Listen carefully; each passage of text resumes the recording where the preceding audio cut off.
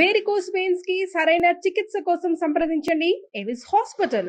Welcome to Suman TV. ఈ రోజు మనతో పాటు ఆధ్యాత్మికవేత్త న్యూమరాలజిస్ట్ శ్రవంతి గారు ఉన్నారు. నమస్తే శ్రవంతి. నమస్తే అమ్మా. నమస్తే అండి.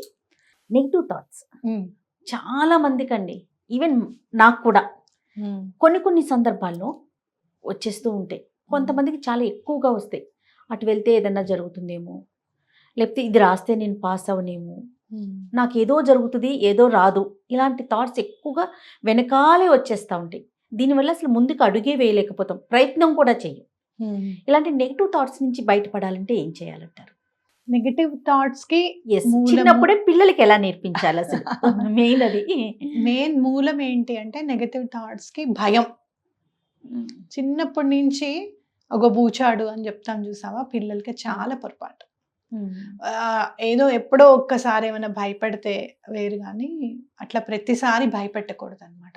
ఆ భయమే నెగటివ్ థాట్స్ కి మూలం. ఓకే, మనం ఫస్ట్ నెగటివ్ థాట్ ఎందుకు వస్తుంది చెప్పు. ఏదన్నా న్యూస్ లో ఏదైనా చూసామనుకో, బలానా వాళ్ళు మన ఇంట్లో వాళ్ళే ఆ ప్రదేశానికో లేకపోతే బయటకు వెళ్తున్నాను అనుకో, అమ్మో అలానే జరుగుతుందేమో అన్న భయం అనిపిస్తూ ఉంటుంది. జనరల్ గా ఏదైనా లారీలో పెద్ద సీకులు ఉన్నాయనుకో, అమ్మో అవన్నీ గుచ్చేసుకుంటాయేమో మనకి, ఇలాంటివన్నీ స్కిడ్ అయిపోతుందేమో బండి, ఇట్లాంటివన్నీ కూడా దేనికి అని అంటే భయం అన్నమాట. ఆ భయం అనేది ఎప్పుడు ఏర్పడుతుంది అని అంటే, ఏదైనా మనం వినకూడదు విన్నప్పుడు భయపడుతుంది. అంటే మనం చేసే పని ఏంటి అని అంటే, ఏదన్నా జరగరాని ఇన్సిడెంట్ జరిగితే దానికి 10 మందికి 10 సార్లు చెప్పడం. నీకు తెలుసా ఇలా జరిగిందా, నీకు తెలుసా ఇలా జరిగిందట, నీకు తెలుసా ఇలా జరిగింది. ఓకే, అందరికి తెలుస్తుంది ఈ రోజుల్లో. వాట్సాప్ పుణ్యమా అని చెప్పి, లేదంటే స్మార్ట్ ఫోన్ పుణ్యమా అని చెప్పి, ప్రతి ఒక్కళ్ళకి నెగటివ్ థాట్ అనేది ఖచ్చితంగా, నెగటివ్ విషయం అనేది ఖచ్చితంగా తెలుస్తుంది, వెళ్తుంది. దాన్ని మనం నీకు ఇలా తెలుసా, నీకు ఇలా తెలుసా అని చెప్పి దాని మీద విపరీతమైన రీసెర్చ్ చేయడం అనమాట. అది మనం మానుకోవాలి. ఇవాళ నేను పూజ చేసుకుంటున్నాను, హమారే ఘర్ మే ఐసా హోతా, హమారే ఘర్ మే ఐసా హోతా అని చెప్పి మాట్లాడుతున్నాడు మా ఇంట్లో ఉన్న అబ్బాయి. ఆపు, నువ్వు మాట్లాడక అవన్నీ, మీ ఇంట్లో పెళ్లి ఉంది కదా 2 months లో, ఆ విషయాలన్నీ నీకెందుకు, ఇప్పుడు ఆపు, దాని గురించి ఏం మాట్లాడద్దు అని చెప్పి చెప్పాను, ఆపించేసాను అనమాట. అస్సలు మనము ఏవి కూడా డిస్కషన్ ఎక్కువ పెట్టుకోకూడదు. ఏదైనా విషయం తెలిసిందంటే తెలిసింది ఊరుకోవాలి. చెడైనా అంటారా? చెడునికి సంబంధించి మంచి చెప్పు, తప్పలేదు. వాళ్ళ అమ్మాయికి 90% వచ్చిందంట నాన్న, చాలా బాగా చదివిందట, మనం అట్లా అమ్మాయి ఎలా చదివింది ఏంటనేది నేను తెలుసుకుంటాను, నీకు కూడా చెప్తాను టిప్స్ అని చెప్పి పిల్లలకి చెప్పుకోవడం మంచిది. ఆ అమ్మాయి మొన్న ఇట్లనే చేసిందిట, కింద పడిపోయింది, సైకిల్ నడిపేటప్పుడు జాగ్రత్తగా నడుపు అని చెప్పడం పొరపాటు. ఓకే, సో మనం ఎప్పుడు కూడా నెగటివ్ ఏదన్నా జరిగితే కనుక దాన్ని ఎక్కువగా మాట్లాడుకోవడం అనేది ఆపేయాలన్నమాట. దాన్ని బట్టి నో డిస్కషన్స్. అది సబ్ కాన్షియస్ మైండ్ లో ఉండిపోయి ఏది చేసినా మనకి అమ్మో ఇది ఇలా అవుతుందేమో, అది అలా అవుతుందేమో అని చెప్పి భయం వేస్తూ ఉంటుంది అనమాట. అలా ముందనేది దాన్ని ఆ దారి అనేది మనం సరి చేసుకుంటే బెటర్. అలాగే అసలు నెగటివ్ థాట్స్ ఆగట్లేదు, ఇప్పుడు ఏం చేయాలి? మా పరిస్థితి వల్ల మాకు అట్లా నెగటివ్ థాట్స్ అనేవి వచ్చేస్తూనే ఉన్నాయి. మనం ఏం చేయాలి అంటే గనక పర్జ్ క్యాన్సిల్ అనేది ఈ 2 స్విచ్ వర్డ్ అనమాట. ఇదంతా పర్జ్ క్యాన్సిల్ అనేది ఈ 2 words కలిపిన స్విచ్ వర్డ్. అది తలుచుకుంటే కనుక నెగటివ్ థాట్స్ ఆటోమేటిక్ గా వెళ్ళిపోతాయి మన నుంచి, రావు అసలు. పర్జ్ క్యాన్సిల్ అలా ఆలోచన వచ్చిన వెంటనే క్యాన్సిల్ అనుకోవడము, పర్జ్ క్యాన్సిల్ అనుకుంటే ఆటోమేటిక్ గా మన మైండ్ వదిలేస్తుంది వాటిని. చాలా బాగుంది. ఎవరికైనా కూడా అంటే ఏ సందర్భంలో అయినా కూడా మీకు అలానే ఉన్నట్టుండి ఏదో ఆలోచన వచ్చేసి మీకు ఆందోళన అనిపిస్తోంది. ఇప్పుడు బాగా ఆందోళన కలిగించే విషయం ఎవరికి ఉంటుందంటే ప్రెగ్నెంట్ ఉమెన్కి ఉంటుంది. బేబీ పట్టేసిందా, బేబీ ఇలా తిరగడానికి ఇబ్బంది పడుతుందేమో. అందులో ఇప్పుడు చాలా వచ్చేసాయి, ప్రతి దానికి ఒక స్కాన్, ప్రతి నెల కొత్త స్కాన్స్, ఇది ఎలా ఉంటుందో అది ఎలా ఉంటుందో అని ఆలోచన రిజల్ట్ చెప్పేదాకా భయం అనిపిస్తూ ఉంటుంది. అట్లాంటి టెన్షన్ సడన్ గా వచ్చేసింది మీకు అంటే గనక ఆస్పెన్ అనే వర్డ్ వాడితే కనుక, కొంతమందిలో మనం చూస్తూ ఉంటాం గుండె దడదడ కొట్టుకుంటుంది, మాకేదో అయిపోతుంది అని అనిపిస్తుంది అని అనిపిస్తూ ఉంటుంది.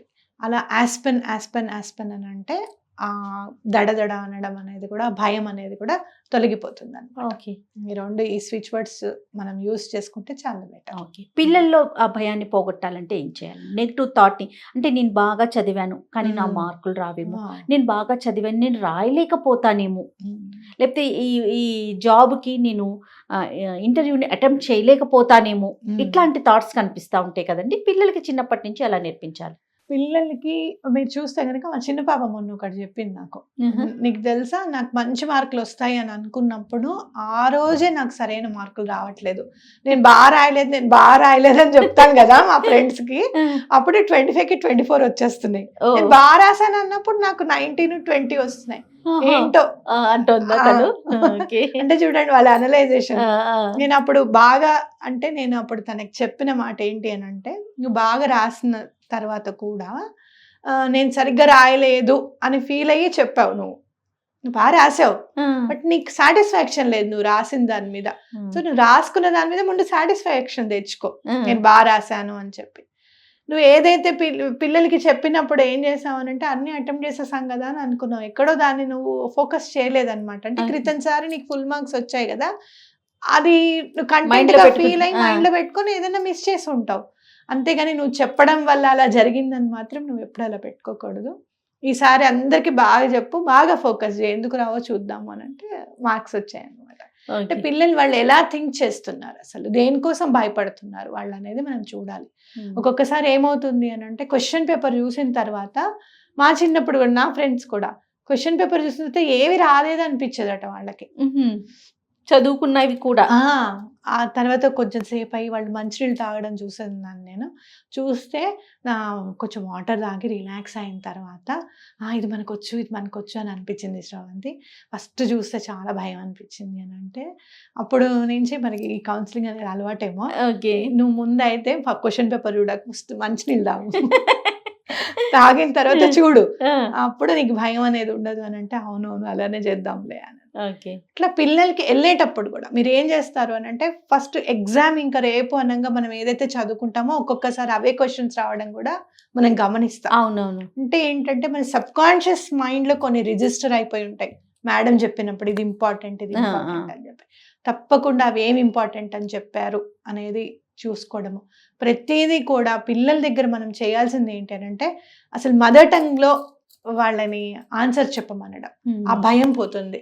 అప్పుడు మీరు అన్నారు చూసారా ఇందాక, భయం ఉంటుంది పిల్లలకి అని చెప్పి, నేను ఇంగ్లీష్ కూడా మా అమ్మాయి నీకేం అర్థమైందని తెలుగులో అడుగుతాను. Okay okay.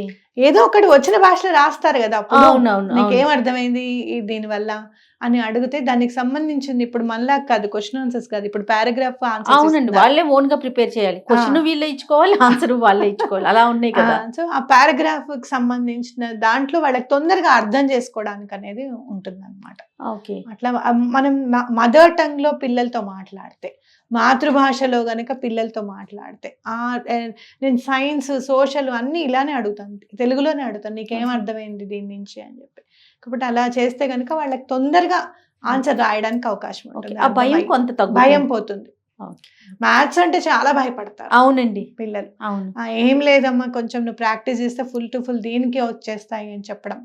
And more over school నుంచి వచ్చిన తర్వాత ఎంత బిజీ షెడ్యూల్ ఉన్నా కూడా ఒక అరగంట కూర్చొని వాళ్ళతో చదివించడం, ఏమున్నాయి నీకు ఎగ్జామ్, నువ్వు బాగా అంటే పేరెంట్స్ మనం సపోర్ట్ చేయడం, కూర్చొని మనం కూడా ఒక బుక్ చదువుకుంటూ వాళ్ళతో కూడా ఒక బుక్ చదివిస్తూ వాళ్ళ లెసన్స్ వాళ్ళని చదువుకోమంటే ఏ రోజు ఆ రోజు చదువుకుంటే ఈజీగా ఉంటుంది. Right. Thank you so much అండి. నమస్తే.